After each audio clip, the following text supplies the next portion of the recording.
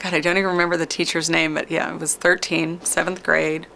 I was studying French, which included language, included culture. We talked about the food. And so as part of that, we had to learn food words. And as part of that lesson, then we went to a restaurant and actually got to eat it. I had flan for dessert, which is called crème caramel in French.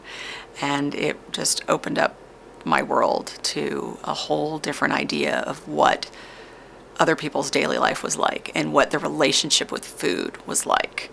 I think even before a boy, it was my first love. It was actually, was French culture. I fell in love with this life, with this culture, and decades later fell in love with Spanish culture. And then as a part of learning about that, I fell in love with Basque culture. When I finally got into culinary arts and became a chef, and I sort of pulled that out of my repertoire of memories and that idea of this kind of primal first experience. And I did slight variations, one egg yolk more, one egg yolk less, one egg white more, one egg white less, more cream, less milk, more milk, less cream, more sugar, less sugar.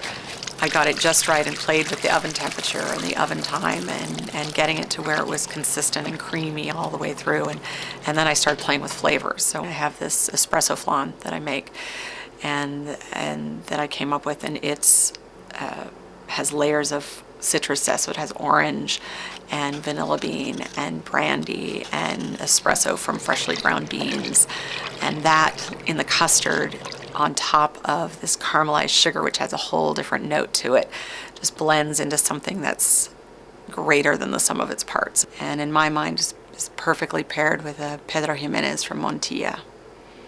Enjoy.